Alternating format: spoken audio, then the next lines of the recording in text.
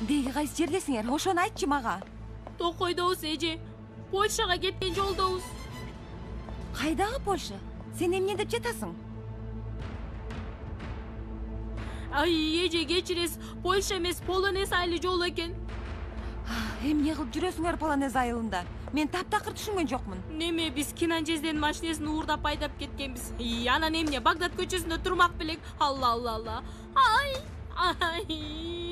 Кудай ургур десе. Эмне болду? Ай, ушул эле жетишпей жатты эле. Такамда сынды. Ой, койчу азыр такаңды, мени жинди кылбай. Эже, кантип коем? Жаңы эле кредитин төлөп бүткөм. Мейли баштыгыма салып коем. Шаарга барганда өтүкчү Салим байкеге берем, ал оңдоп берет. Рыфат, Полонез айылдын жолунда эмне кылып жүрөсүңөр? Эсимде жок жезде. Авария болгондо башымды рульга уруп алдым. Убактылуу эсимди жоготуп койдум окшойт жезде. Жаман болуп жатам жезде, батыраак. Рыфат, мени жинди кылба. Бакырбаңыз жезде. Мен аварияга учураган үчүн сезгич болуп калдым. Юсуф деп ыйлап атам. Мен Юсуфту сагындым. Жээнимди алып келиңиз. Иним, мен токойдун ичине силерди кантип табам? Түтүндү карай келсеңиз таап аласыз. Кайдагы түтүн? Машина өрттөнүп жатабы Рыфат? Жооп бер Рыфат. Өрттөнгөн жок окшойт. Жезде, мен кайдан билейин, түтүн чыгып жатат машинеден. Ремонтко да алып барбаптырсыз. Ишене албай турам сага Рыфат. Ишене албай турам. Ишене албай турам сага, Айнур. Рыфат менен сүйлөшүп жаттың беле? Ооба. Машинени абалы кандай экен? Мен кайдан билейин, Зейнеп? Эмне бакырып атасың, Кенан? Бакырган жокмун. Сен эмне болгон суроону сурап жатасың? Барып көрөбүз деми. Полонез деген айылда экен. Билем.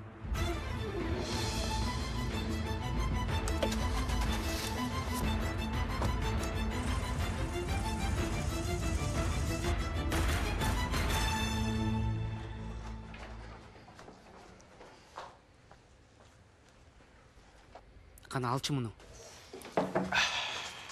Досум, биз да барсак болмок. Досум, көп кишинин кереги жок. Олупту эч нерсе болбоп, машинеге кичине зыян келиптир. Эми Рыфат байке айтканы. Биз барсак да жакшы болот беле? Чаалар мененби? Жок, дагы эмне? Мына сонун эле отурабыз го. Чаалар менен. Апасы 150 кишиге манты жасайт имиш. Биз дагы барып жардам берели, байкушка. Мен мантыны сонтуем.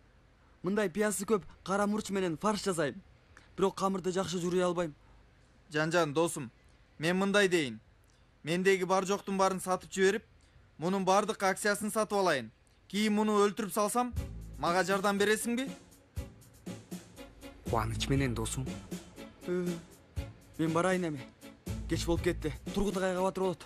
Отур. Ботом, кабар күтүп жатабыз. Акчаны бердим деп, каалаганыңды кыла бересиңби? Күтөсүң. Чаалар кетип калды го. Эткин, баланын ачкычы жок. Апалары бата кылганы барышат. Кетиш электе үйгө барбасам көчөдө калып калышы мүмкүн деп айтты го. Сен эмне жиниме тийип жатасың? Ансыз да көңүлүм жок. Рыфат байкелер авария болуштур. Тирүү эле болса керек. Кудайга тобо. Жок, досум. Бул балага кичинесинде медициналык кийлигишүү жасашканы анык. Мынтип мээсинин каймагын кашык менен алып салышты.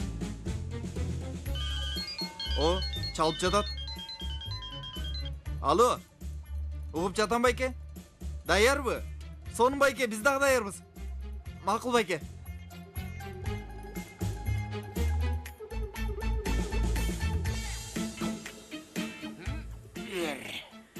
Халил, Рыфат менен Айнур көрүнбөйт го? Билбейм, эке. Каяка кетип калышты экен? Билбейм, анча 3. Алла, спорт таштачы. Ташта бул спортту. Айнур менен Рыфат үйдө жок деп жатам. Кенанга кетип калыштыбы? Каяка кетип калышты булар? Мен кайдан билейин, 5. 4 болуш керек эле. Билбейм. Эмне болду? Катып калдың го? Улантпайсыңбы, Халил Гүлер? Уланта албай калдым.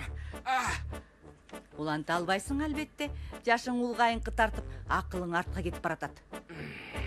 Досум, колдоруң төбөңдөн түшүрчү айбай болуп. Түшүрчү тигил колдоруңду дейм. Мен да ошого аракет кылып атам. Жаным, колдорум байланып калды деп жатам. Кудайым ай, Халил. Эмне кылсаң ошону жаса. Өзүң жалгыз кал. Мен кеттим. Гонжа. Гонжа, жардам бер, байланып калдым деп атам. Гонжа, жардам бер, Гонжа. Сен бар эмессиңби? Сен менин аялым эмессиң, Гонжа. Сен чыккынчысың. Чыккынчы, Гонжа. Чыккынчы. Бул биздики эми? Албетте биздики досум. Менчик мүлкүбүз пайда болду. Албетте. Деңиздин жээгинде интернет баракчасы келечекте кымбаттайт. Бул жерлерби? Мындай көрүнгөндөй эле кымбаттайт. Кийин неберелериңерге айтып бересиңер. Мурда бул жерде тып, алма бак болчу деп. Убагында жакшы ээлеп калдык деп. Жан, төмөн түшсөң. Аябай сонун болуптур досум. Чын эле өзүм баракчам деп айткан жокмун. Бул баракчага мен мүчө болом досум.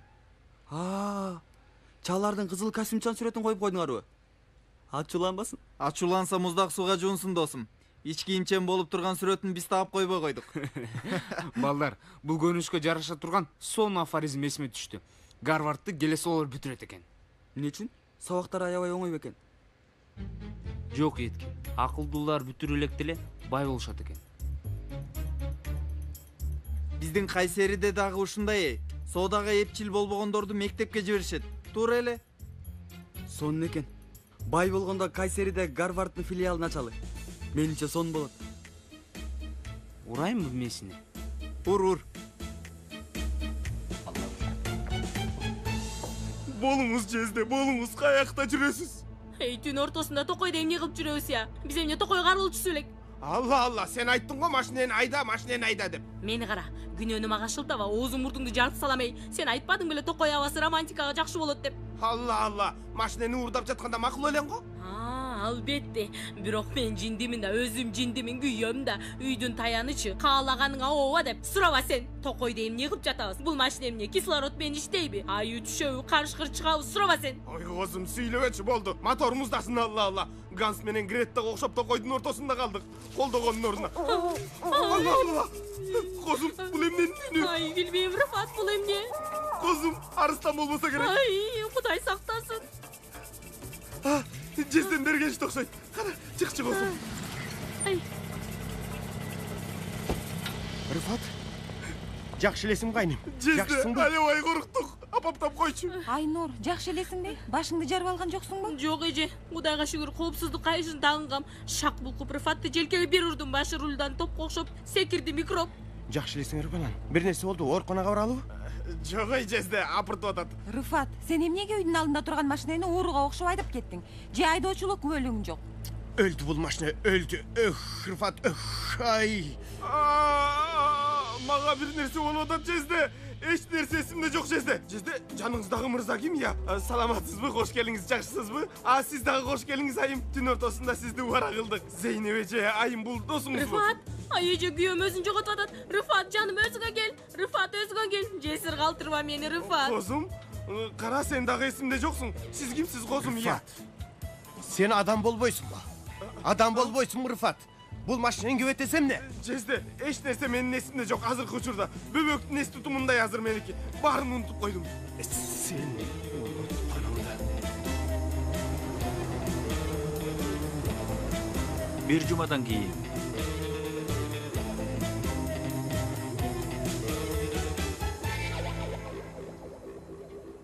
Мектеп дагы жабылат, аз калды.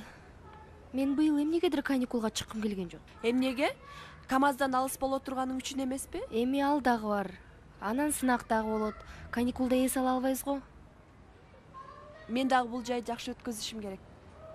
Гүл эже менен Эде эже аябай көп суроо китепчелерин беришти.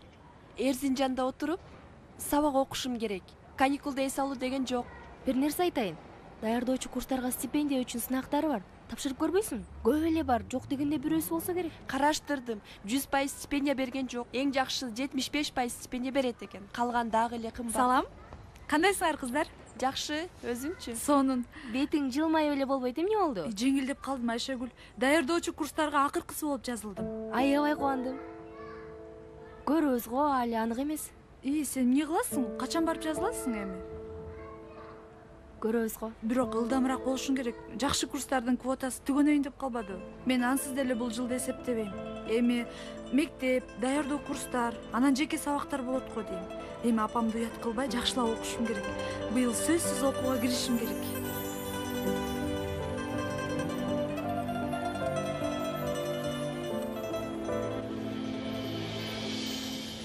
Жок эй, болбой койду бул иш. Ансыз да менин генетикалык колдорум бузук. Биздин аталарыбыз Артвинден Кайсериге көчүрсө керек. Ал жерде болсо сабаттуулук күчтүү, соода жаман. Так эле мендей досум. Сабактарга жакшы, соода иштерине болсо жаман. Досум, сен айттың го. Өткөн жумада 300 000 жолу бул баракчага киришти деп. Койчу, баары жалган болду. Адам $200 алып жыргап ичип жеп жүрөт. Кетти досум $200, кетти. Еткин кечирип кой досум. Өзүм акчамда жакшы көрүп калдым эле $200. Акча кетти дейли. Жок дегенде атага ысыкса болмок. Эми кыздар сүрөтүбүз басылган футболкаларды кийсе дегендей. Мага сүрөт кереги жок. Мындай көчөдө кол коюп бер деп суранган көрмандарым болсо эле жетет. Жарайт. Андан кийин барып Кедей Стар конкурсуна катышалы. Досум, акча менен атактуу Сиам эгиздерине окшош. Бирөөсү болбосо экинчиси жашабайт. Бир нерсе болду жигит? Кечирип койгула. Досум сүйгөн кызына сюрприз кылып жатат. Мен бул жерде турушум керек. Шарикти бул жерден эң жакшы мээлейт экенмин. Жерден атканда. Муну кара. Эдисонго лампаны түшүндүрүп жатат. Түшүнгөн жокмун. Досум, пикирдин ойлоп табуучусу бизбиз. Кандай тиешеси бар? Биз муну сүйгөнүмө? Кандай сюрприз жасайын Чекитком? Силер бул баракчага дайыма кирүүчүлөр экенсиңер да. Жок досум, биз баракчанын негиздөөчүсүбүз. Мисалы, мен бул баракча үчүн $200 короттум. Ооба сага. Мен болсо Марк Цукербергмин. Кызыл чач жарашпай жатты эле. Мен кою карага боёп алдым. Сен баракчанын негиздөөчүлөрүнүн сүрөттөрүн көргөн эмес окшойсуң. Мен сүрөттөрдө мынчалык келбетти көрмөйм. Сен ошон үчүн мени тааныган жоксуң. Токто, белги берилди.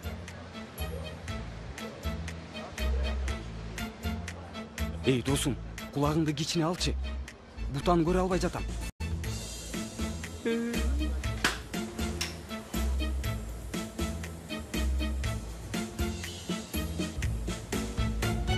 Сиздин да тынчыңызды алдык Метин бей. Эч нерсе эмес. Биз Теймур менен тил табышып алдык. Айтмакчы, бир нерсе сурайын дегем. Сиз түркчө жакшы сүйлөйт экенсиз. Мен Түркиядагы мектепте окугам, жатак мектепте. Чын элеби? Теймур Түркияда окуганыңыз жөнүндө айткан эмес? Мен дедим, бул жерде окуйн дедим, бирок бул адам мага уруксат бербеди да. Акырын бол, Теймур. Мектебей, Теймур досторунун айынан сабактан артта калып жатса, бул жерде калсын. Биздин окуучулар менен да тил табышып алды. Мектебибизге жаздырып коелу. Ана мен көз салып турам, жетишип алар. Мүдүр, алып кетпеңиз де, баланы алып кетпедиңиз, алып кетпесин. Теймур, мени дагы тажаттың го. Макул.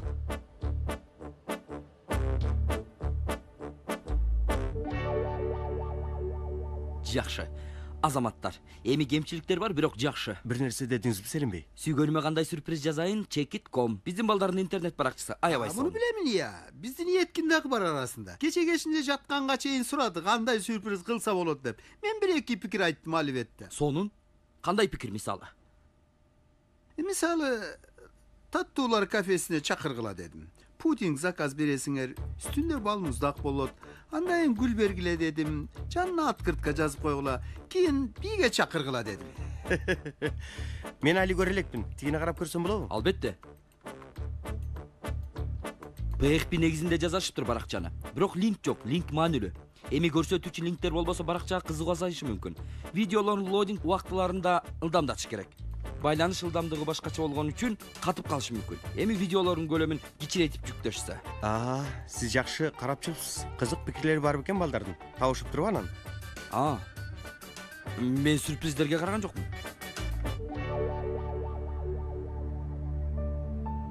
Кена мырза, жакшы элесизби? Жакшымын. Бир аз башым ооруп кетти. Жылдын акырында эң башта кайра тентек кылып башташты. Кечинде үйгө барганда менин да башым ооруду я. Кааласаңыз бети колуңузду жууп алыңыз, кызарып кеттиңиз. Жакшы ой, уруксатыңыздар менен.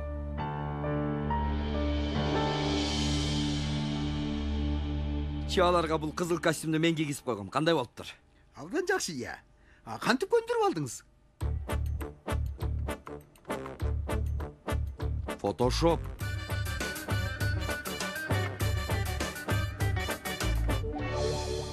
Макул. Дагы сүйлөшкүчө. Сөзсүз. Таанышканыма аябай кубанычтамын. Жакшы калыңыз.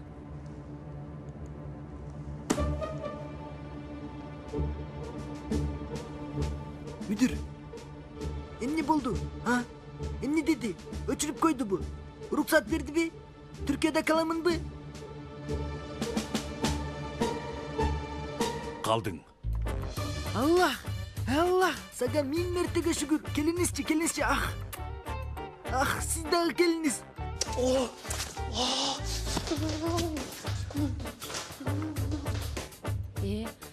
Сиздин кабагыңыз бүркөлүп калды. Жаман бир нерсе дедиби Мекти? Эмне үчүн бүркөлбөсүн? Муну карасаң калып атат бул жерде. Эмне үчүн кайгырбайын? Байке, кыйынчылык болсо? Болбойт. Калсынчы гана Теймур бей. Биздин мектепке жаздырып аны жакшы адам кылайынчы. Сонун кишиси да, сонун.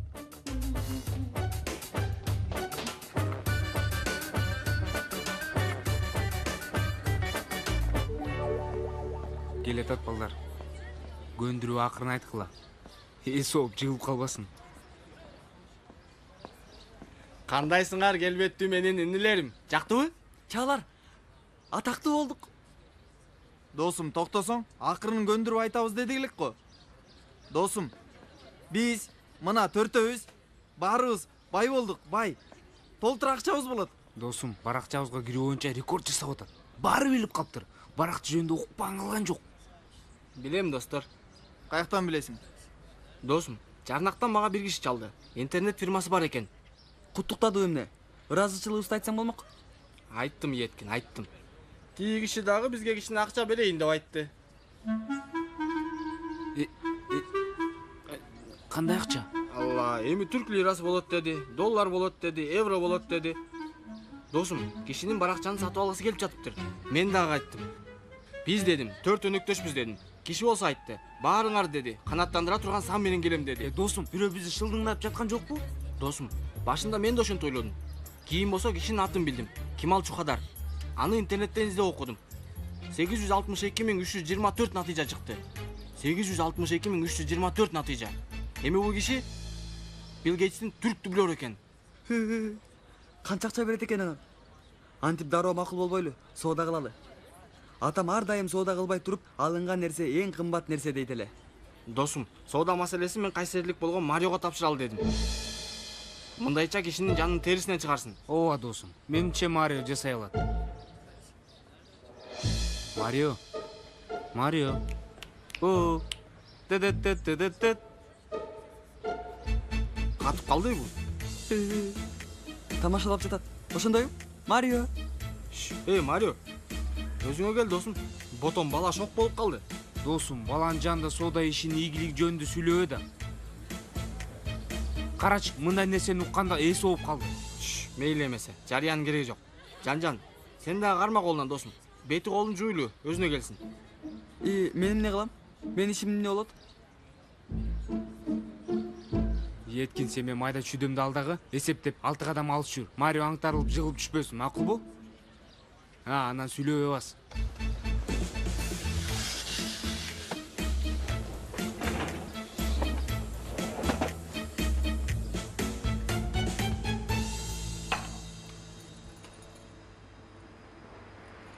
Ай, Зейнеп, эмне үчүн мага айнпас? Иштериң жаман болуп жатабы? Жаман эже, көңүлү таптакыр жок. Ай, ой эже эмне урасыз? Ай, чын айтамын, күн сайын урмай чымчылмай болуп, денем көк-көк болуп көгөрүп кетти. Канча жолу айтам, олдоксон жасасам, көзүңүздү кызып коюңуз, мен түшүнөм деп. Айнур, олдоксондук жасадыңбы? Чын, мен эч түшүнгөн жокмун. Зейнеп, дагы бир жолу тепсең, дагы бир жолу тепчи. Жок эже, кайдагы олдоксондук? Айнур сүйлөй берет. Халил байке кандай? Көптөн бери көрө элекмин. Эми жакшы, кайрадан бойго жетип жатат. Түшүнгөн жокмун. Эмне болуп атат? Ошол мен да түшүнгөн жокмун. Кызыктай эле кийинип жатат, чачында гел, жынсы кийип алган. Халил байке жынсы кийип атабы? Болгондо да жыртык. Зейнеп, күлбөчү Кудай үчүн. Ансыз да жиним төбөмдө турат. Ай эже, Халил жездемдин көңүлүнө жаш, сулуу, анан жынсы кийген аял жагып калып жүрбөсүн? Тантыраба, Айнур. Халил байке андай нерсени кылбайт. Сүйлөй берет. Тили узун десе. Халил жезде жынсы кийгенден кийин баарын кыла алат. Мени угуңуз, эми сиз ботокс жасаттырасызбы же детокс жасаттырасызбы, каалаганыңызды жасаттырсаңыз дароо же жаш болуп каласыз, же күйөөсүз болуп каласыз. Мен айтып коеюн.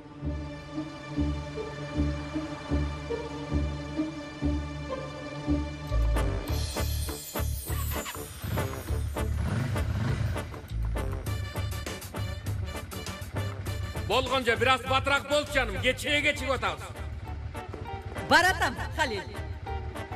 Айнур, бүгін бізді күтпе.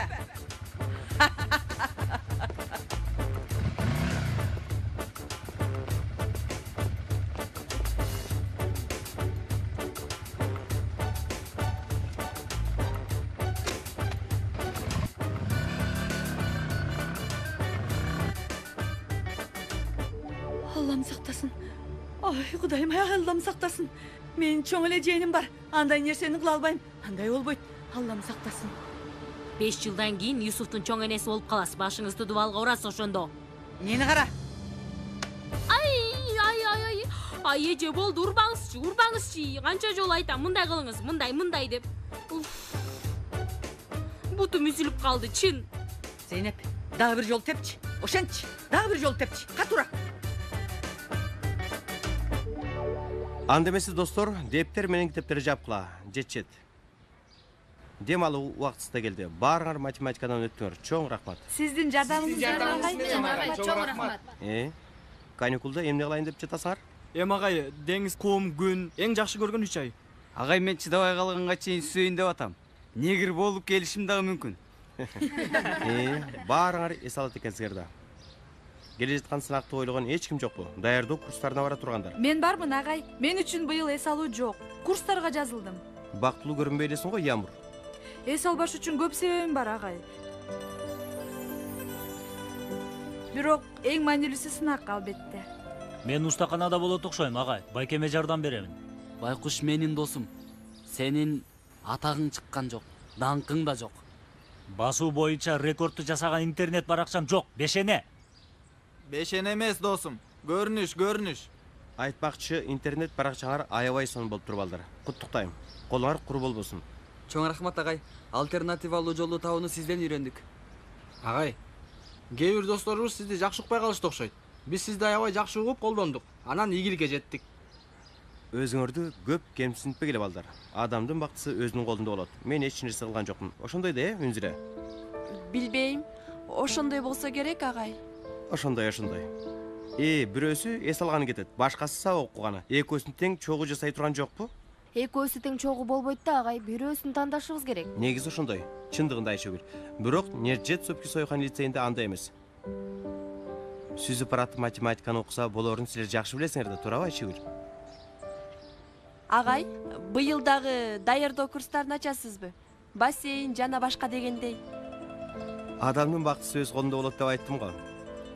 Мен жетекчилер менен сүйлөшүп көрөйүн. Күндөрдү чогуу сүйлөшөбүз. Макулбу?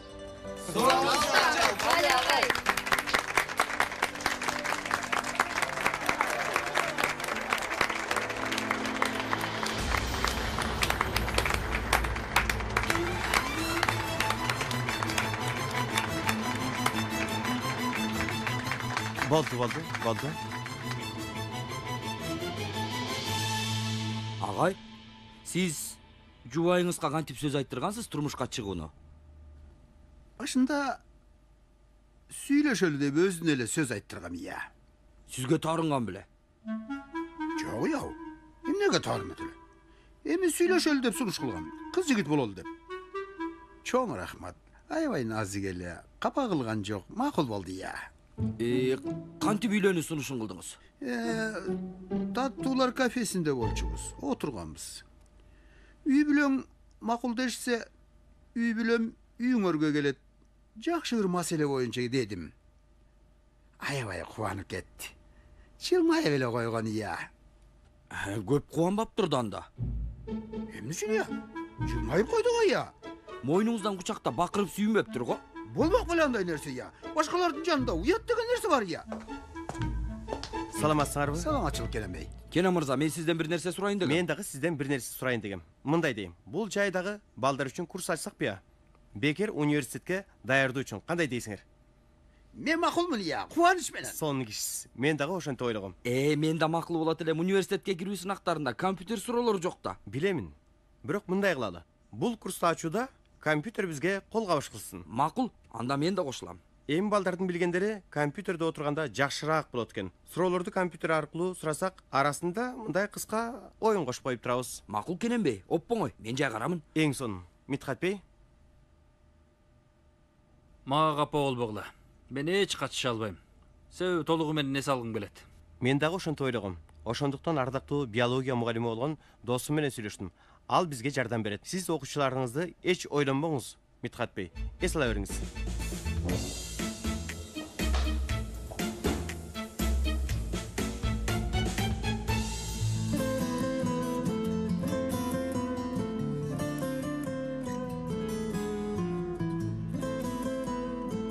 Карасаң, сага эмне жасап келдим. Мен токмун. Бирок сен эч нерсе жеген жоксуң го? Сон сеңиз жасап бердим сага. Жегим келбей атат. Юсуф, эмнеге мындай кылып жатасың? Мен эмнеге капа кылып жатасың? Мен дагы капамын. Селин эс алууга кетип атат. Мен болсо эч жака бара албайм. Ошон үчүн көңүлүң жокпу? Ай, атаң айтсаң, сени эң жакшы жерге алып барат. Алып барбайт, анын иши көп. Юсуф, мектеп жабылды го. Бул жай ишинин баары сен болосуң. Сен каяка кааласаң, ошол жака алып барат. Алып барбайт. Анан күн карама да жок эми. Аны кайра оңдосо болбойт экен. Эмне менен барабыз? Алла. Күн караманы албай эле койгула. Автобуска отуруп эле барасыңар. Сен кабатыр болбо. Кана, же кой, же.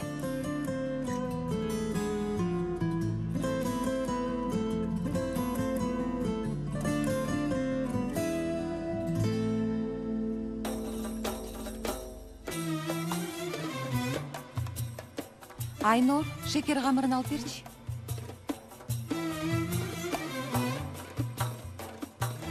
Кимге айтып жатам? Айнур! Ай эже, эмне бакырып жатасыз я? Ойлонуп турсам да болбойбу. Үй бүлөлүк маселебиз бар да, алла. Макул, шекер камырын бер. Ай алла, сиздин да боруңуз жок экен.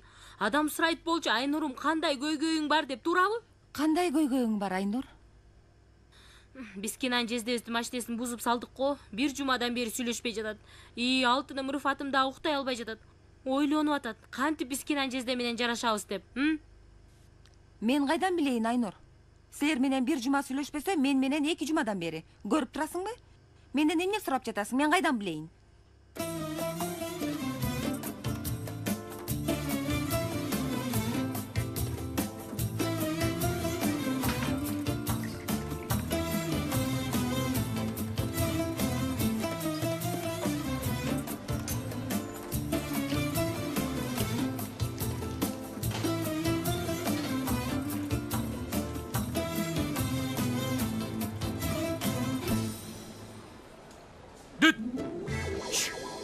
Дагы эмне кылып атасың?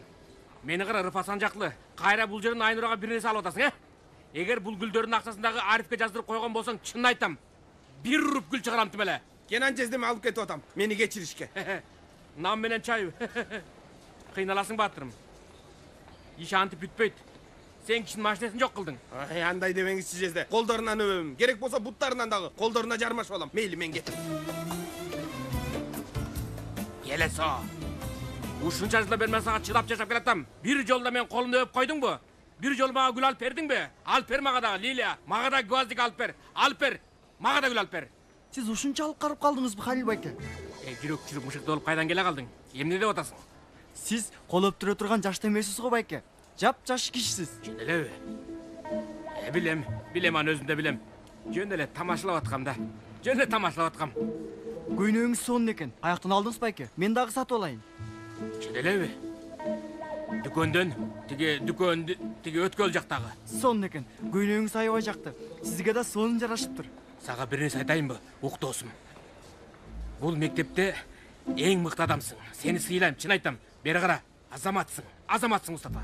Сиз дагы сонунсуз, Халил байке. Досум болсоңуз ушунчалык жакшы болмок эле. Досуң болсомбу? Макул. Досуң болайын. Мени кара. Мусти. Болуптур. Сени мен дос болайын. Немеге барабыз? Бильярд ойногоно барабыз. Мусти, кандай дейсиң? Кайсы бильярд байке? Мейли. Сиз мени фейстен кошуп коюңуз, дарегиңизге жазам, сүйлөшөбүз. Кой. Жаза көрбө. Антип дубалга жазып мени башыма көйгө чыгарба, Мустафа. Өлөбүз. Өткөндө жезми бул жерде таш таңдырыткан эшек деп жазып койду эле. 600 акчаны мэрияга жаза катар төлөдү. Эч качан андай дубал ишине аралашпа. Сиздин фейсиңиз жокпу, байке? Ал эмне?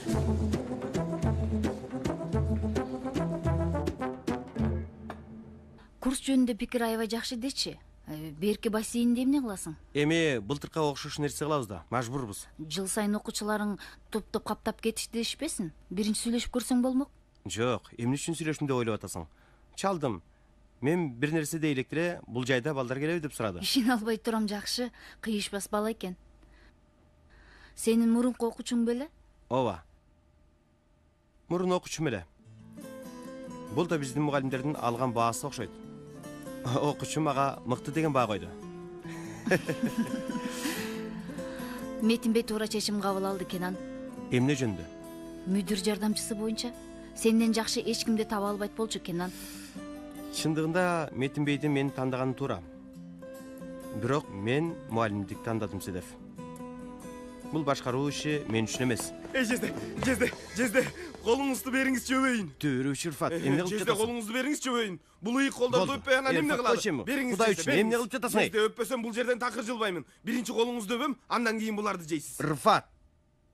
Эмчилиги жок болбойт дешет го. Бул дагы бир чирик балабыз экен. Рыфат. Факультеттин милдеттүү сабагы. Окуп өтүп кетесиң. Каяктан? Жезде өбөйүнчү. Рыфат.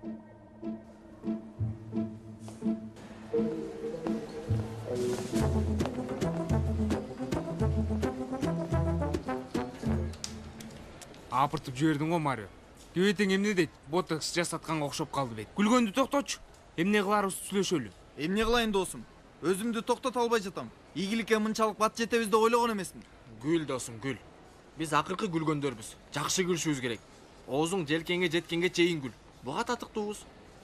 Канча акча берет болду экен? Акча маанилүү эмес, ийгилик маанилүү. Эми мен үчүн экөө тең маанилүү. Ал акча менен нелерди гана кылсак болот? Эмне кылалы?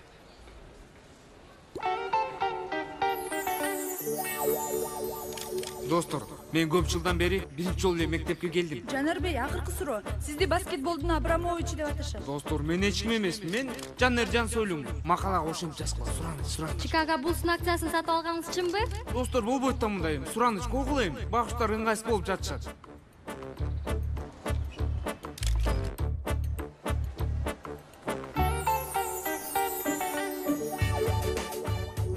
Көп ойлондум. Ушунча акчам бар. Яхталарым, имараттарым, көп кабаттуу үйлөр, жан сакчыларым. Чарчадым эми, аябай чарчадым. Түшүнүп турасыңарбы? Бардык байлыгымды билим тармагына жумшайын деп атам. 38-чи Нежде Суфи Сойкан лицейин ачканга чейин токтобойбуз. Алдыга көздөйм. Кол чабуулар. Эмне үчүн 38? Кайсеринин номурда. Билим керек. Кол чабуулар.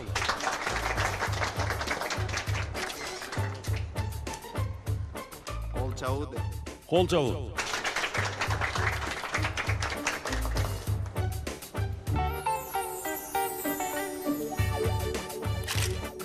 Чаларбей, сизди 21-чи кылымдын Эйнштейни деп айтып жатышат. Бул жөнүндө эмне айтып кетесиз? Эми байдын байлыгы кедейдин оозун чачатат деп коет го. Чааларбей, ойлоп жасаган электр көчүрүү аппараты менен жаңы доор баштап салдыңыз. Кытайда көчүрмөлөр жасала баштаптыр. Чааларбей аз дүйнөгө бир эле жолу келди. Болгондо да Түркияда жашайт. Биринчи жолу менин көчүрмөмдү жасаш керек. Мүмкүн болбогон нерсе.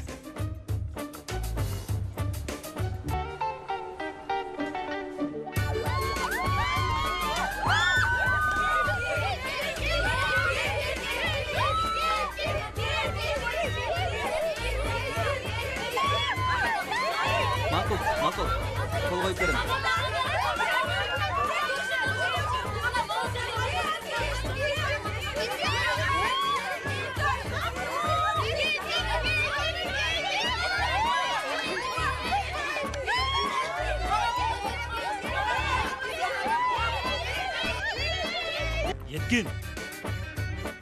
Yetkин.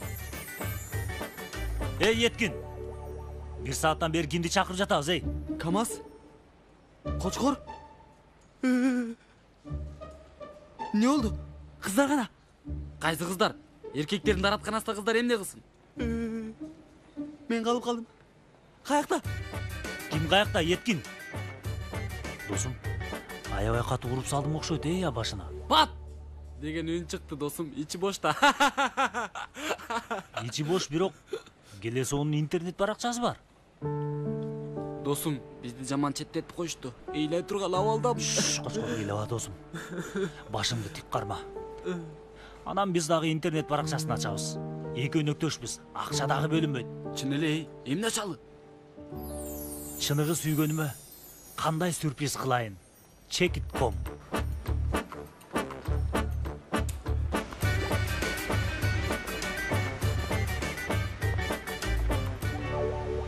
Балдар, биздин кишибиз отурат. Чын эле ошол кишиби? Ооба. Колумда бир баштык болот деген. Акча баштыгы столдо отурат. Досум, канча акча бар болду экен? Жок дегенде 15 000. Жок дегенде. Балдар, киши бул жака карап атат. Кана жүргүлө. Саламатсызбы?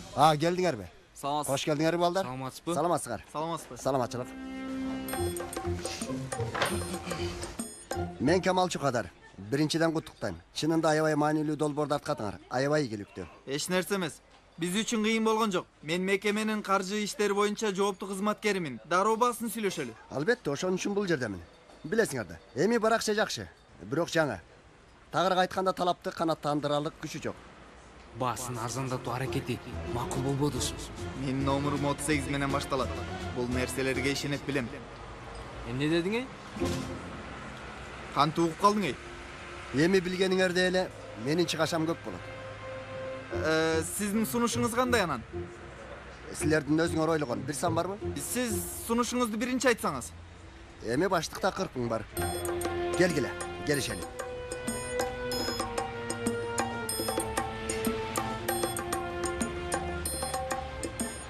Эмне?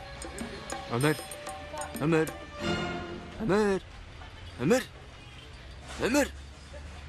40 000 lira da odat dosum. Ömer Bey. 40 000 dedi bul Mırza. Kayra katıp kaldı. Geliştik. Barakça sizdeki. Çoğun rahmat.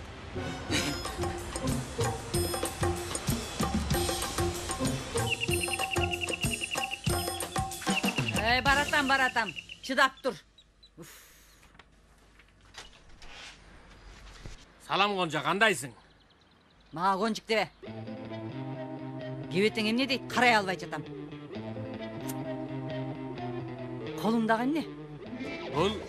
Бул лаптоп. Эмне кыласың лаптопту? Эмне кылам? Дүйнөгө чыгамын. Мынча сонун. Үстүнө отурсаң сени алып барат. Сыйкырдуу лаптоп. Сен ишме кийлигишпе Гонжа. Сен биринчиден түшүнбөйсүң. Мектептеги досторум табам мен муну менен. Кийин? Таап алам ошо. Макул. Анан? Баарын табам. Таап эмне кыласың? Кийин такалап сурай бербечи Гонжа. Кийин эмне кийин көрөбүз. Таап алалчы. Анан кийинсине караштырабыз. Карышкырдай ачканмын, тамагың барбы? Бөбөктүн кашасы бар. Сүт менен эң жакшы көргөнүм.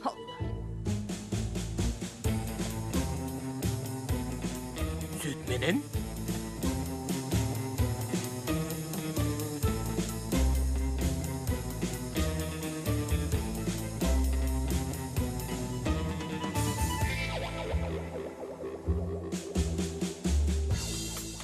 Миллионер болгондой тим эле. Мына булардын кебетесин карасаң. Тегерегі столдун ырыссарлары болуп алышты. Атос, Портос, Арамис. Бул еткин болсо Д'Артаньян болот, туурабы? Жарашат. Эй! Чай куйбайсыңарбы? Баарыңар бутка окшоп отуруп алдыңар да. Чай койгула, эй, өрттөп таштайм акчаңарды. Эй, жүүгү көп камаз. Кызыганып жатасың эмне? Силерди эмнеңер кызганам, эмнеңерди кызганам? Чоң үй деп чыктыңар. Сарайга окшогон үйгө алдандыңар, ботом. Маңдай терим менен тапкан биринчи акча триллиондой болуп атат мен үчүн. Маңдай теримиш. Кайсы маңдай терди ойлоп жатып, эки сюрприз үчүн ойлоп таап алган акчаны. Акча дагы акча болсо. Алдап коюшту силерди. 3-5 тыйын берип киши баракчаны сатып алды. $1,000,000 сатат. Демек ошончолук жакты биздин баракчабыз, Силер баракчанын устасын көрөсүңөр, досум, күтө тургула. Ошондойбу, Кочкор? Ооба. Тормоздо камаз. Кочкор түштү кассадан Check.com. Чай кой, эй! Чай кой! Өрттөп таштайм акчаңарды. Өртөп салат акчаңарды.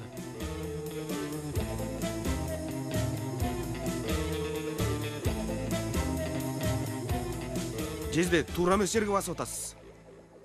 Токто турчу Арстаным. Балдары баардыгын бири-бирден түшүндүрдү. Саат учуда көрсөттү. Сен каччы бет маңдайма мындай. Эмнекени? Карап эле турабыз. Ай эжи, булар бир нерсенин ичинен чыкпаса эле болду. Айнур, Халил минтип кызыктай кийинип алып көчөдө жүрбөсө болду. Башка каалаганын кыла берсин.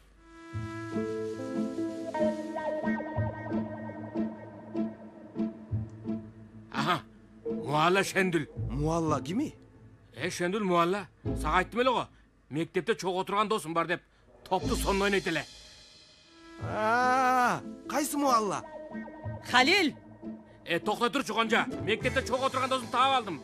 Мына сага Муалла. Бирок сүрөттөр ачылбай атат. Мени кара. Көрсөтөм азыр Шендүлүгүңдү. Халил дейм. Жезде, мага да качып койбойлубу? Лиман бар эле. Аябай сулуу кыз болчу. Рыфат!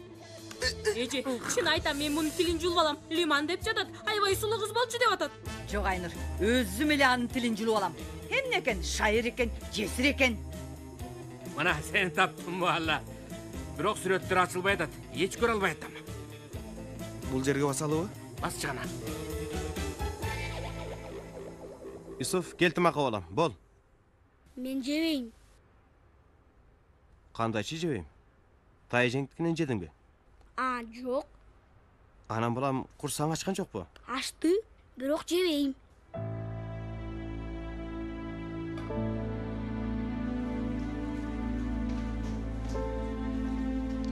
Сага бир нерсе болдубу? Кана айтчы балам. Биз эмне үчүн эс алууга барбайбыз? Ой, айттым го балам. Курс бар дедим. Бул жерде болушубуз керек. Анан күн караманында берип койдуңуз. Оğlum, мен эмне кылайын? Устага айтып элатам. Жүргүзө албай жатат. Кайра оңдотом, жолдо туруп калып жатат. Кайра бузулуп атат. Мен эмне кылам? Сиз окуучуларыңызды менден да жакшы көрөсүз. Алар эмне каалашса кыласыз. Мен эч кандай каалоомду аткарбайсыз. Эмнени кылган жокмун, Юсуф?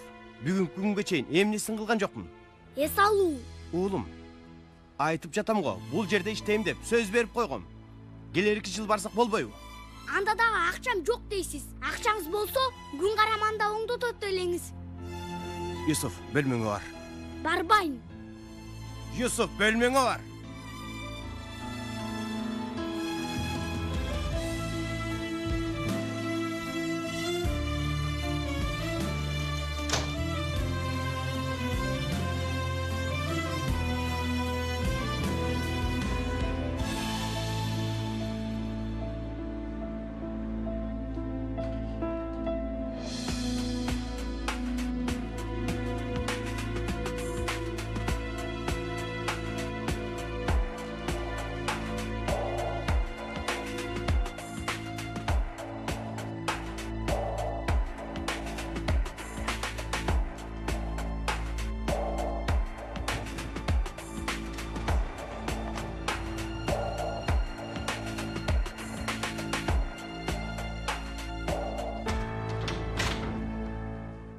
Мейлигечи, бул эмне деп элатат? Мен такыр түшүнбөй койдум муну. Эй, Жезде, бул жерге ойлоруңузду жазасыз. Бүт дүйнөгө ачылат экенсиз. Болгон ушул экен. Көп кыйынсыма мага баатырым. Эл твит деген эле ушулбу? Ооба, ушул. Каалаганыңызды көзөмөлдөп жүрөсүз бул жактан. Кааласаңыз атактуу кишилерди карайсыз, кааласаңыз саясатчыларды карап жүрөсүз. Саясатчылардыбы? Ооба. Болду. Мен саясат жөнүндө окуп отурайын. Кийин бирөө менден сурап, мамлекет башчыларын эмне көзөмөлдөп жүрөсүң, кандай оюң бар деп мени камап салышсын. А сен түшүндүм, Рыфат Санжактылы, мен түшүндүм. Сен мени камап туруп анан кийин лаптоп менен буфетти тартып алайын деп жатасың, Ишенбейм баатырым. Түшүндүм сени. Сен күтөп тур. Түшүндүм. Муалла Шендүл. Халил? Гонжа, эмне жүрөк чүрөсүң? Эмне болду? Эмне болуп кетти? Сен дагы уктай элексиңби? Жатпадым. Жатпаптыр. Рыфат, кана тур, жат. Эмне үчүн мен? Алла, Жездең менен сүйлөшүшүм керек. Бол. Макул, жакшы жаткыла. Эртең көрүшкөнчө. Мейли, жакшы жаткыла.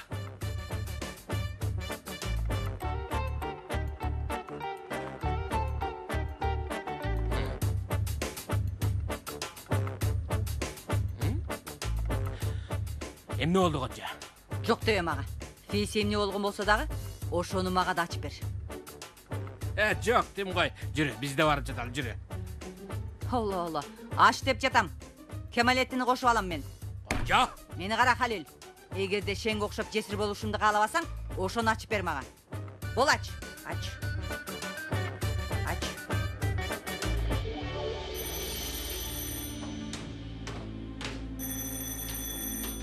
Баратам. 1 мүнөт.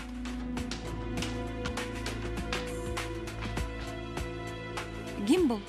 Мен Зейнеп эже, Юсуф. Эшикти ачып коесузбу? Юсуф. Эмне кылып жүрөсүң бул убакта? Эмне болду? Үйдөн качып кеттим. Бир аз бул жерде калсам болобу? Кел, кир үйгө. Негизи тайжемдердикине барайын дегем. Атам мени ал жерден таап алат. Алардыкына барган жокмун. Бул жерден таба албайбы? Силер урушуп кеттиңер го. Анан күндүзү дүкөндө сизге жардам берем. Акча да сурабайм. Атам келсе мени жашырып коюңуз. Жашырып коем дечи. Атаң үйдө болбогонуңду билгенде аябай кайгырат да. Кабар берип коелу кааласаң. Кайгырбайт. Ал мени жакшы көрбөйт. Окуучуларын көбүрөөк жакшы көрөт. Кана, үйгө кирчи. Үйдө отуруп сүйлөшөлү сен менен. Баштыгыңды берсең? Неме, Зейнеп эже, жейт турган бир нерсе барбы? Курсагым ачты. Сураган сурооңу кара, Юсуф уста. Сармашык алты дүкөнү сиздин кызматыңызда. Кана, ашканага өт. Мен да барам.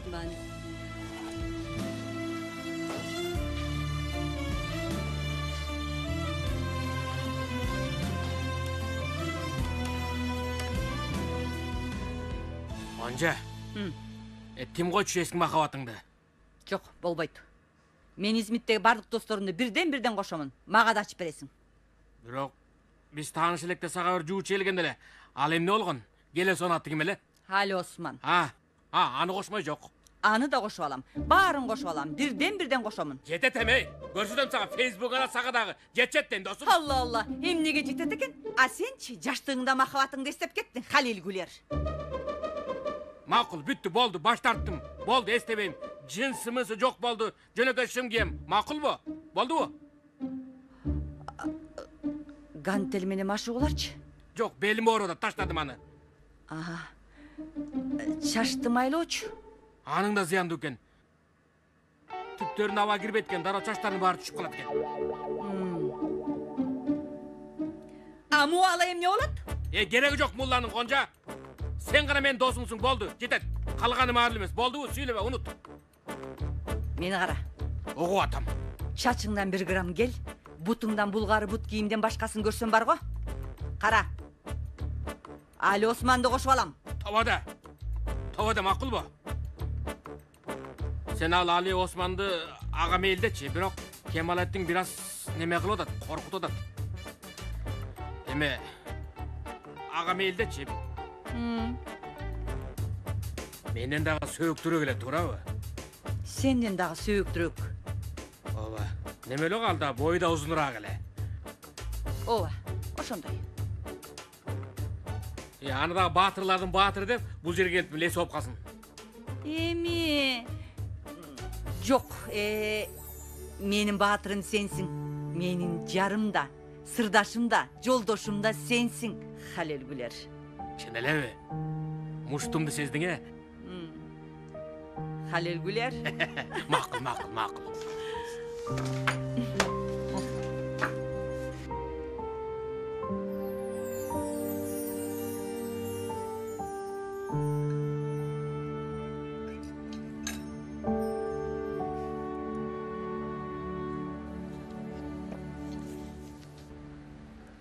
Эмне үчүн атаңа таарындың? Себеби мени жакшы көрбөйт. Сен аны кантип билдиң? Эс алууга бара ал дедим. Окуучуларыма сөз бердим деди. Былтыр да барган эмеспиз. Күн караманы дагы сатып жиберди. Күн карама? Машинаны айтасыңбы? Ооба. Юсуф, бүгүн Айнур эжең эмне деди билесиңби? Эмне деди? Атаң 1 жумадан бери Тайкең менен сүйлөшпөй жатыптыр. Күн караманы бузуп коюшту деп. Баарына таарынып жүрөт. Сиз менен да урушкан. Анан мен да таарындым. Туура айтасың, бирок мени менен урушканы үчүн атаң кайгырып атабы билбейм. Же Тайкең менен, Айнур эжең менен Бирок сен да ага таарынсаң ал жалгыз калат. Ошондой болсо сен кайгырбайсыңбы?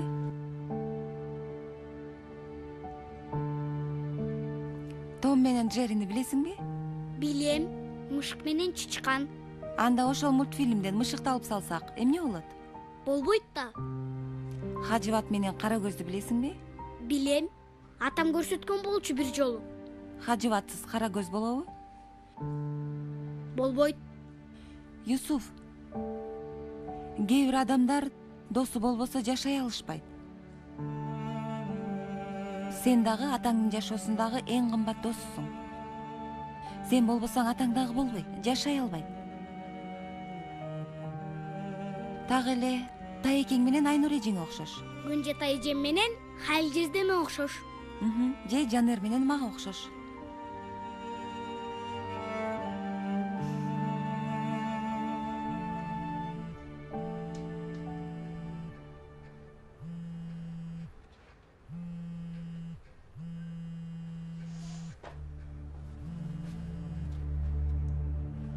Угуп атам, Зейнеп.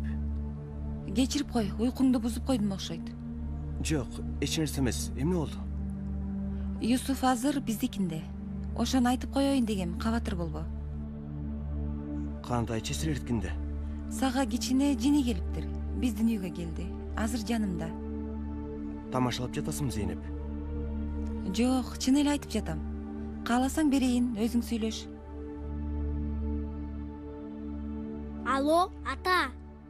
Мен үйдөн качкам. Кечирип коюңуз. Жакшы кылыптырсың, Юсуф. Жакшы кылыптырсың. Күтүп тур. Азыр барам. Мен бүгүн бул жерде калсам болобу? Жок, албетте. Күтүп тур. Баратам. Алло? Алло, Кенан. Өчүрүп коюптур. Жини келди го. Туура.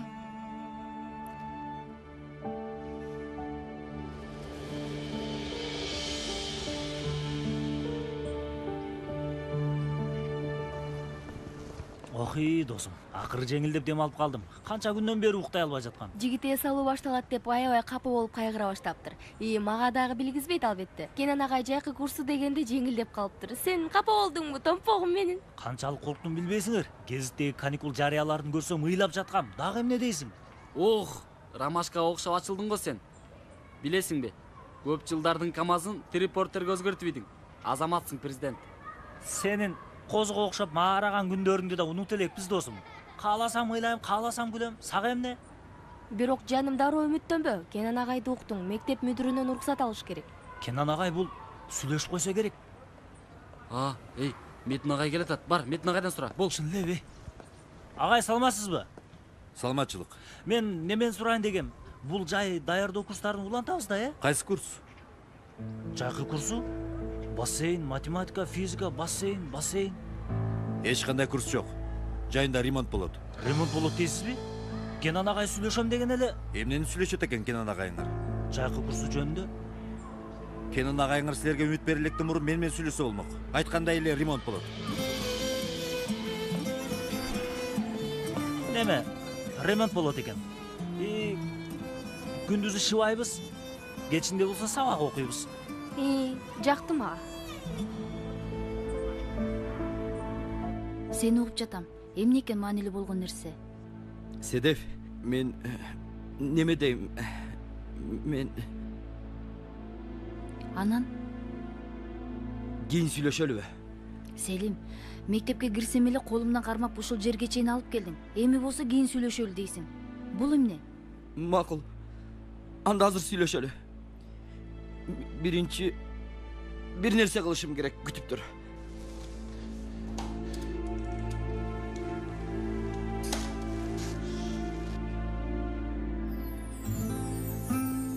Селим.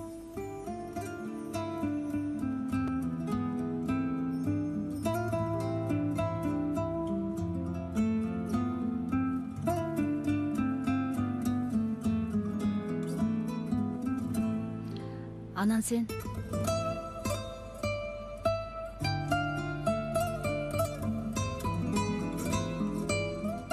Селим, аябай шашып бараткан жокпузбу? Суранам, бүтүргөнгө уруксаат бер. Селим. Менимче кеч калдык окшойт. Сураныч, бүтүргөнгө уруксаат бер. Тамашалап жатасыңбы? Жок. Тамашалаган жокмун. Негизи бул акыркы жерин балдардын баракчасынан алдым. Карабайсыңбы?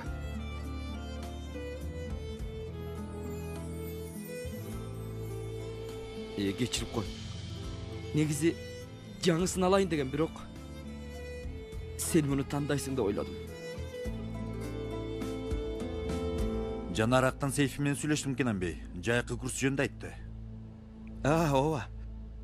Эми окуучуларыбыз келерки жылы университетке тапшырыш үчүн даярдуу курстар жөнүндө ойлоно башташты да. Сиз жайкы курсын чечим катары ойлодуңуз.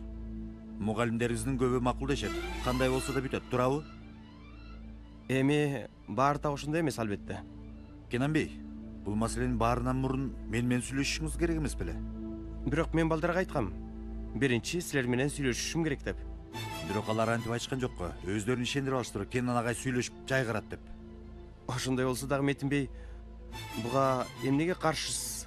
Эгерде биринчи менен сүйлөшсөңүз, бул нерсе болбой турганын билип, балдарга жөн эле үмүт бербейт болсуз. Жок, түшүнбөй жатам. Эмне үчүн жөн эле болсун? Эми жайкы курсту ачсак, кандай ыңгайсыздык болмок эле? Кенан Бей, мектепте ремонт болот. Коомдук иштер боюнча министрлиги имараттын бекем болбогонун айтышты. Оюңузча бул жетиштүүбү? Макул деңизчи Метин Бей. Бизге мектептин имараттын кереги жок. Курс үчүн окуучу жана мугалим болсо жетет. Бакчада деле сабак өтсөк болот да. Баары сизге окшоп бакчадагы сабактарга көнгөн эмес. Башка кесиптештериңиз менен дагы сүйлөшсөңүз кааласаңыз. Айрыкча бакчада курулуш жөнү менен сабак өткөндөн көрө даярдоо курстарына барса жакшы. Түшүнүп атам. Анда сиз Үнзүлеге жанага окшогон окуучуларга так ушинтип түшүндүрүп бериңиз, макулбу? Өздөрүнө арзан даярдоо курстарын таап алсын. Жакшы калыңыз. Ийгилик сизге.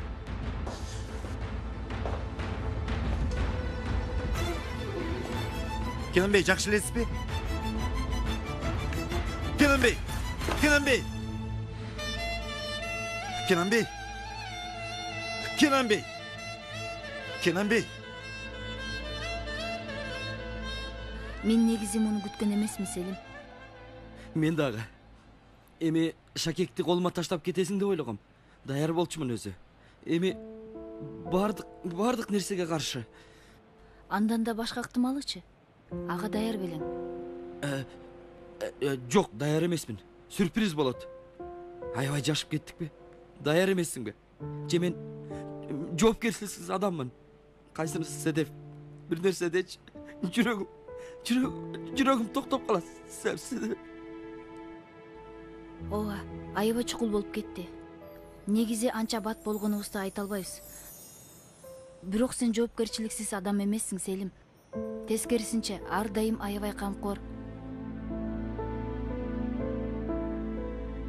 Анан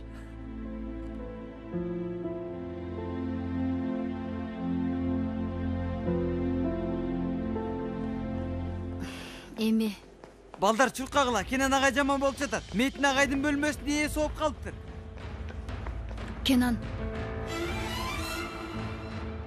Кечирип кой, Селим.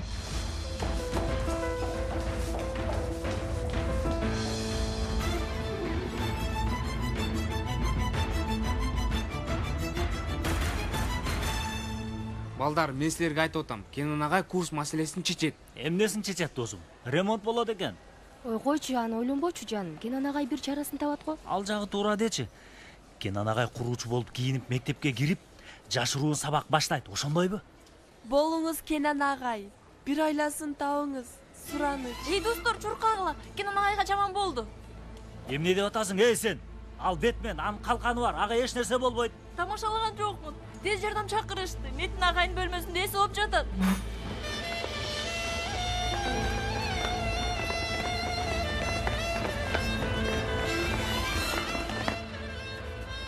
Кенан, көздөрүңдү аччы, суранам, Кенан. Угуп жатасыңбы мени? Кенан, угуп жатасыңбы мени? Кенан! Жол бергилечи балдар. Качкыла, жол бергилечи дейм. Жол бергиле. Тургут Бей, суранам, жардам бериңиз.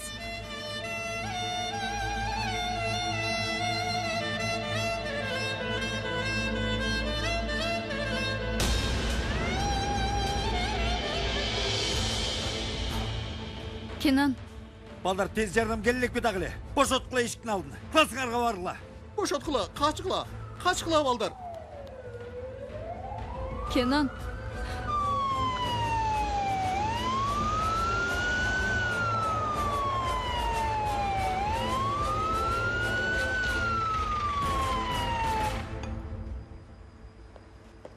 Кечинде алып алсаңыз болот, жакшы калыңыз. Эже, жакшы элеспи? Эртеден бери көңүлүңүз жок. Эч нерсе болгон жок. Кызыксыз эже. Менде бир нерсе болсо сырымды дароо сизге айтам. Эмне болду эже? Кечээ түндө Юсуф биздикине келди. Ай, мына көрүп атасызбы жээнимди? Жараштырган ортомчу болот, алтыным менин. Айнур, угасыңбы? Айтып берейинби? Болду, сүйлөбөйм. Анан үйүнөн качып кетиптир. Юсуф, үйдөн качыптырбы? Эмне үчүн качыптыр? Анан эмне болду? Кенанга чалдым, келип алып кетти. Макул, ачууланып турганда эмнеси бар экен анда? Ой, үйгө кир дедим, кирген жок. Шашып-пушуп кандайсың деп сурап, анан баланы алып кетти. Түнү үйгө эмне кирсин эже? Кошуна-мошуналар сөз кылат, жакшы кылыптыр, дурус адам. Ал мени карап да койгон жок, Айнур. Ой эже, антпеңизчи Кудай үчүн. Эмне кылат баласынын жанында көз кысып тийишмек беле сизге? Жакшы кылыптыр, менимче чалып кечирим сураңыз. Күнөөлүүсүз. Болду эми. Дагы кечирим сурайт экенмин да. Чалып жатса керек, Жакшы сүйлөңүз, кечирим сураңыз. Өттү бүттү бул иш. Жанер, мектепке кайра телефон алып алыптыр. Угуп атам, Жанер, айт.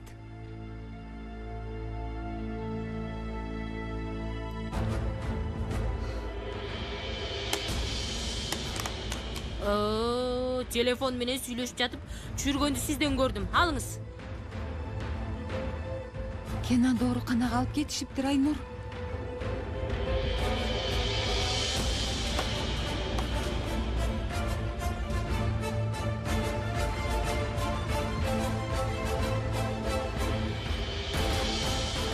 Баары менин Найман. Машинесин сүзүп алдым. Машинесин жакшы көрчү. Баары менин Найман.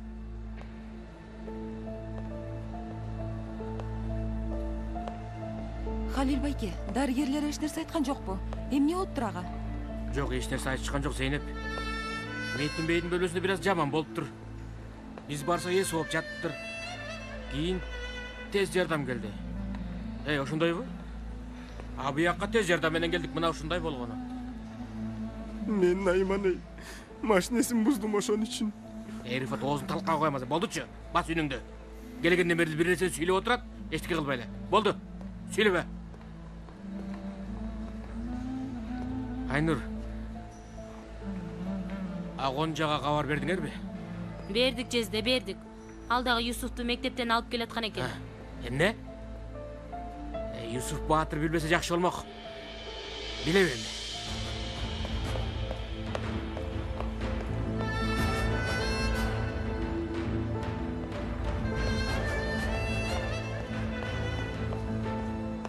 Ата! Тайеке, атам кана? Мен атамды көрөм, Тайеке. Атам алып барыңыз мени. Макул жээни, макул. Атаң ичинде кан тапшырып атат, коркмо сен. Эмне болду ай? Балага эмчини айттыңар эми, Гонжа? Ой, Айнурдун шалакылыгы бакырып кыйкырып сүйлөп жатты эле. Укты албетте, Юсуп. Алып келишке мажбур болдум. Эмне болду? Кайдан билейин? Мен да билбейм. Күтүп атабыз. Дарыгер чыгат да айтат да.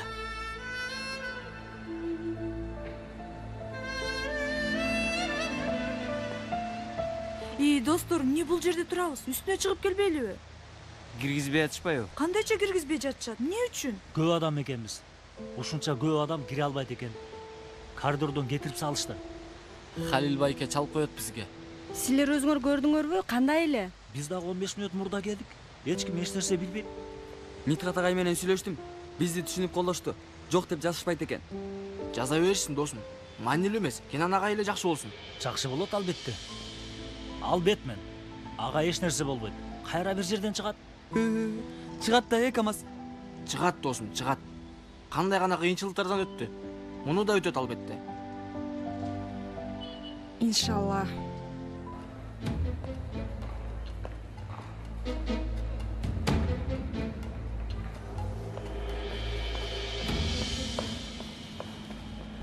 Чоң рахмат дарыгер мырза. Сакайып кетсин.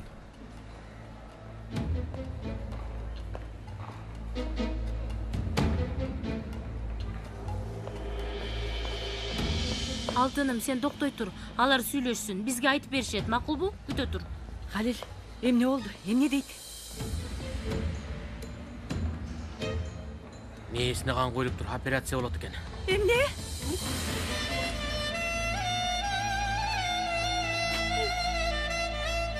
Болду. Баланын жанында ыйлай көрбөгөлө, эч ыйлабагыла. Рыфат, өзүңдү карба, макулбу? Эч нерсе эмес, жакшы болот. Жакшы болот. Эч нерсе эмес, макулбу? Бирок тезинен кан керек экен. 4-чү группа дейт. Мейки ошондой. Мен берейин. Ой, рахмат Метин бей. Анда сиз дарыгер менен сүйлөшүңүз. Макул. Гонжа. Дагы бир маселе бар, Гонжа. Эмне болду, а? Кабатыр болбо, андай деле шашылыш нерсе эмес. Бирок чөнтөккө бир аз акча камдап коюшубуз керек.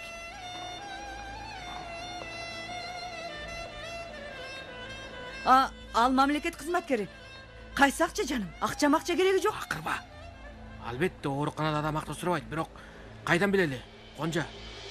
Биз бир аз даяр бололу. Ар нерсе болуп кетиши мүмкүн. Негизи кичине акчабыз болуп турсун да. Анын социалдык камсыздандыруусу бар го. Макул, мейли. Билериктеринди сатабыз. Макулбу? Жетип балким ашат. Ошону айтып атам. Менин дагы 5000 лирам бар. Айнурдун билериктерин сатабыз. Ал дагы 5000 лира болот. Менде дагы сактап койгон 5000 лирам бар. Сени кереги жок. Сага чоң рахмат. Коюңуз чеже, болмок беле андай нерсе.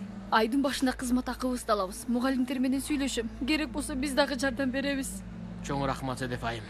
Сиздерге чоң рахмат. Эмне дедимди да билбей калдым. Дагы жакшы силер барсыңар. Чоң рахмат.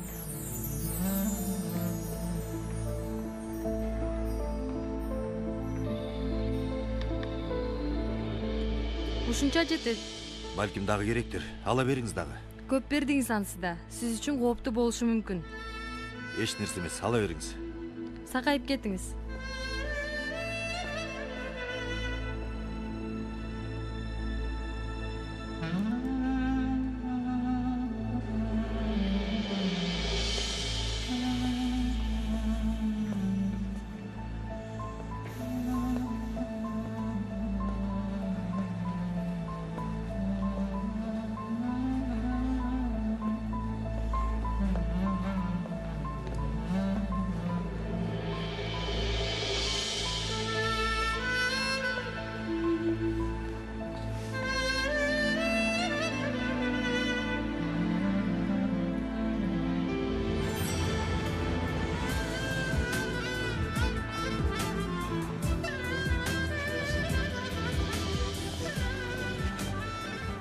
Халил байке.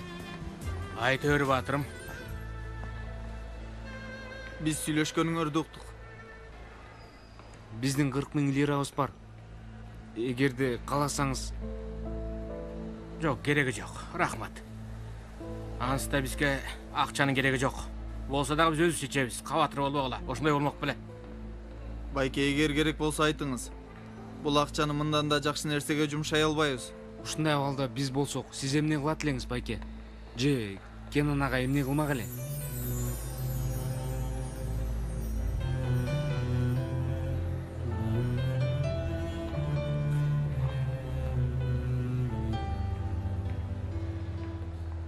Ушундай эле кылмак батырым. Рахмат.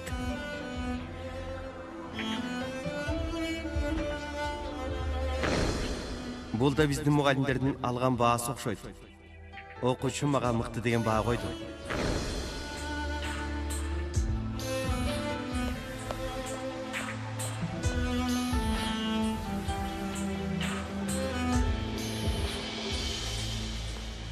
Кочкор.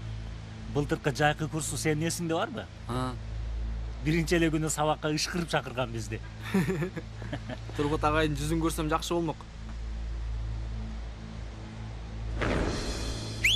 Эмне кылып атасың я? Окуучуларды чакырып атам агай. Тобо. Я, кыйын болот го муну менен я. Жайкы курсу Sırtqa çıqla. Байке, жимди болдуңузбу? Курс бар бүгүн. Mugallimler sizdi görse uruşat bayke. Uruşpayım. Qana barıqar çıqla. Matematika sabaqı baştaldı.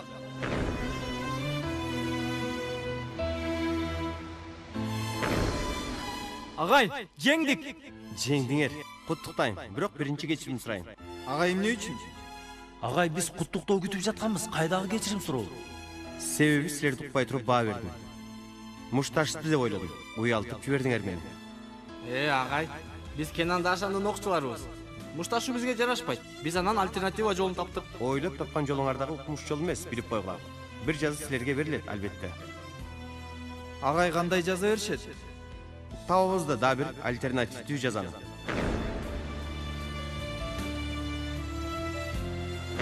Балдар, силерден шедевр күткөн жокмун. Тарткан сүрөтүңөр кечиримдерди билгисе жетет. Гол болду окшойт.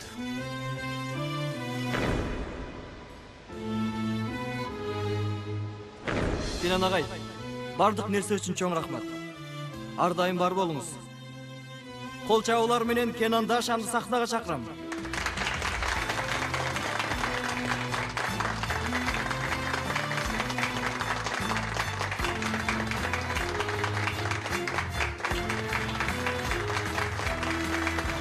Құттықтай. Чоң рахмат агай.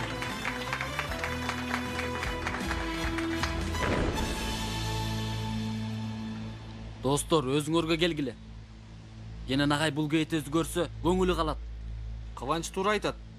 Кенан агай жоготуп койгондойсуңар го? Кенан Дашан дайым айтчу. Баш тартмай жок. Ооба достор, биздин класста олимпиада чемпиону кылган Кенан агай. Муну да башынан өткөрөт. Баш тартмай жок. Ооба, чарчамай жок. Ал бизге өзүбүзгө ишенишибизди үйрөттү. Эми кезек өзүндө. Эми биз ага ишенишибиз керек. Эжей бир нерсе анык болду. Эжей бир нерсе айтыштыбы? Дагы кичине бул жерде болобуз балдар. Силер кааласаңар үйүңөргө бара бергиле. Биз силерге кабар беребиз. Болбойт эже. Кенан агай биз кааласак каалабасак да дайын жаныбызда болчу. Ооба.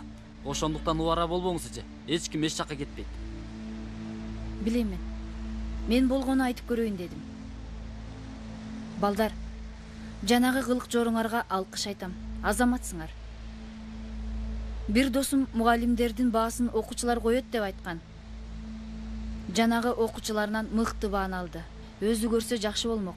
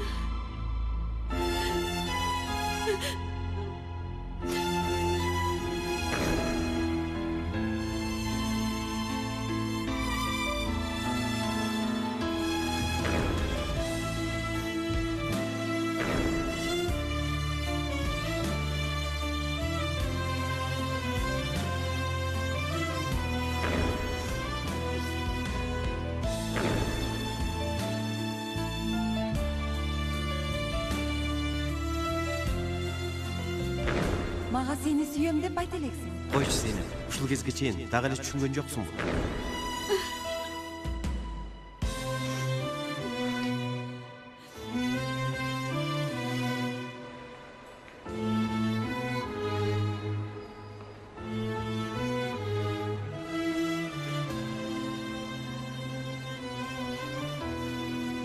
Атам эмне үчүн чыга элек байке?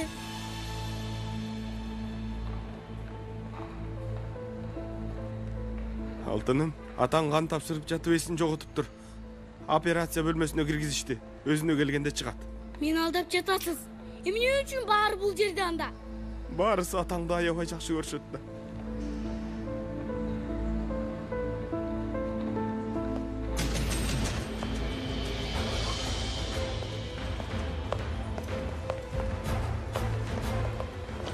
Токтой тургула, мен азыр келем. Дарыгер мырза, абалы кандай? Операция бүттү. Интенсивдүү дарылоого алдык. Жакшы эле, абалы кандай, доктор? Күтөбүз. 24 сааттык убакыт маанилүү. Өзүнө келсе, эч кандай көйгөй болбойт. Өзүнө келбей койсочу. Азырынчалык тымалды ойлобой эле коелу. Атам кан тапшырган жок. Атамды көрөм мен. Токто алтыным мен, акырын бол. Токтой тур, болду.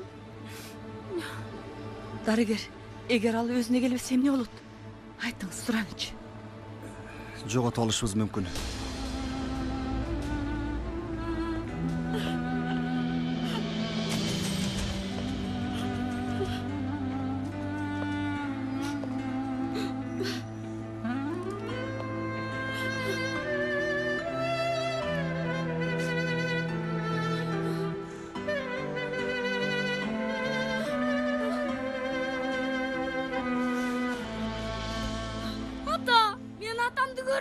Атамды көргүм келип атат. Ата! Жезде суранам сизден. Мен атама алып барыңызчы. Жезде суранам. Болду, Юсуп Батыр, болду. Атаң эс алып атат азыр. Эс алып атат, Юсуп Батырым, эс алып атат, болду. Болду, Юсуп Батырым.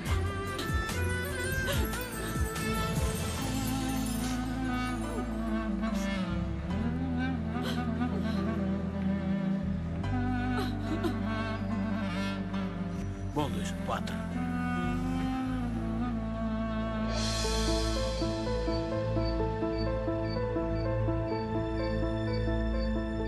Агай, математика бардык жакты басып алса, бизге эмне калат?